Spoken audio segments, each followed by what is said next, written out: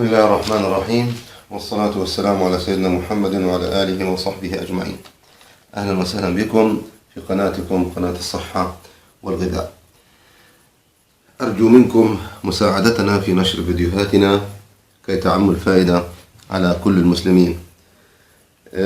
اليوم سنتحدث نحن وإياكم عن وصفة يعاني منها كثير من الأطفال، والأهالي يعانون أكثر من أطفالهم في علاج هذه المشكلة، ألا وهي مشكلة السعال والبلغم عند الأطفال حتى عند الكبار.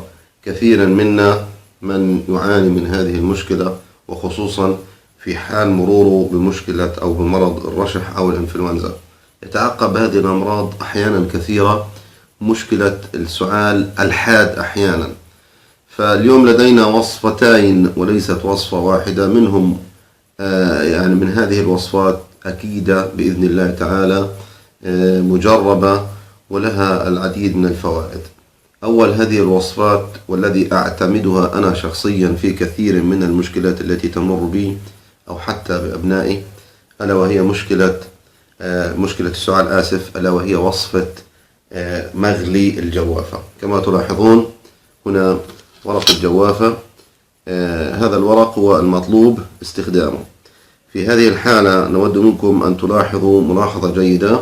عندما نريد استخدام هذا الورق من الجوافة لا نستخدم ورق الجوافة كبير الحجم الجاف، وإنما غالبا يطلب في هذه الحالة استخدام الأوراق اللي يسمى البرعم الطرفي للغصن. كثيرا هذا البرعم الطرفي يحتوي على نسبة عالية من المواد المفيدة والطيارة التي يمكن استخدامها في هذه الحالة. كما ترون أوراق جديدة وذات برعم طرفي جيد. ووضعت في هذه الكوب قليل من تلك الورقات. كما تلاحظون هذه الورقات التي تم استخدامها. في البداية يتم غسل هذه الورقات ثم تجفيفها قليلا ووضعها كما تلاحظون في الكوب، ويتم غلي الماء. أنا هنا غالي محضر كمية من الماء الساخن، ثم يتم وضع هذا الماء الساخن فوق هذه الورقات ويترك لمدة 10 دقائق. ويجب في هذه الحالة وضع غطاء عليه حتى نتأكد من عدم تطاير المادة الفعالة التي تكمن في تلك الورقات. هذه الوصفة وصفة مجربة ونتائجها بإذن الله أكيدة، فهي تهدئ السعال الحاد جدا وتطرد البلغم من الصدر وتساعد في علاج مشاكل الصدرية في الغالب. وقت استخدام هذه الوصفة نأخذ منها كوب على الريق يوميا، وأيضا يجب أن يكون محلى بالعسل. استخدمت هنا أي نوع من أنواع العسل يمكن استخدامه. طبعا بعد ما تترك في هذه الطريقة لمدة 10 دقائق يوضع تخرج الورقات، يتم إخراج الورق ثم يوضع ملعقة من العسل على هذا الكوب ويحرك، ثم يتم استخدامها. كوب واحد على الريق يوميا كافي لأدائه. وإن كانت المشكلة أكثر صعوبة يمكن استخدام كوب آخر قبل النوم، يمكن الوصول إلى الحل المطلوب. هذه الوصفة. أما الوصفة الثانية ولا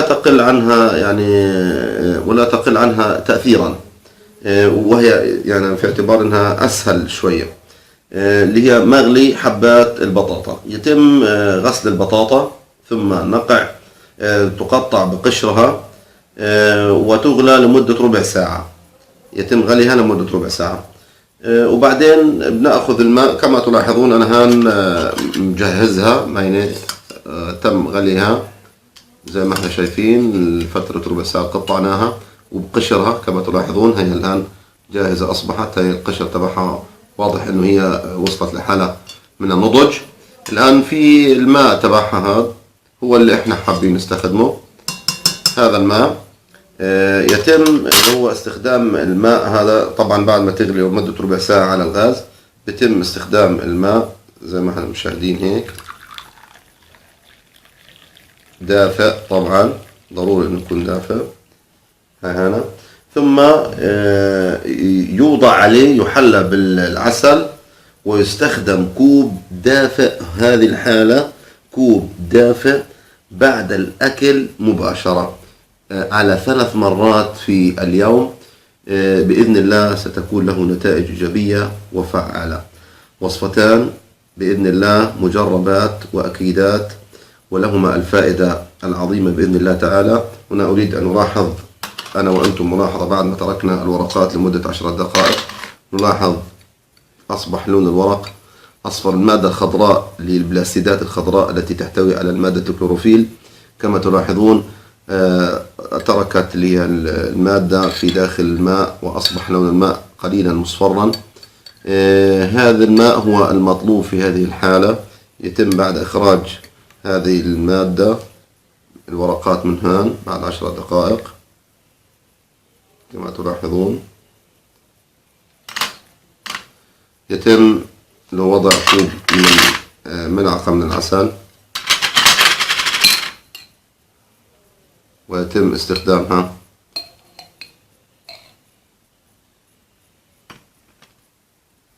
يحلى، رائحتها جميلة جدا.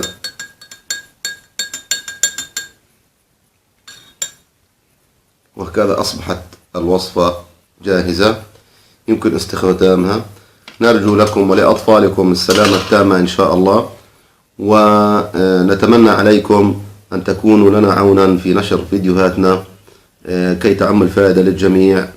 وشكرا لكم على حسن استماعكم ومشاهدتكم، والسلام عليكم ورحمة الله وبركاته، وإلى اللقاء في فيديو آخر.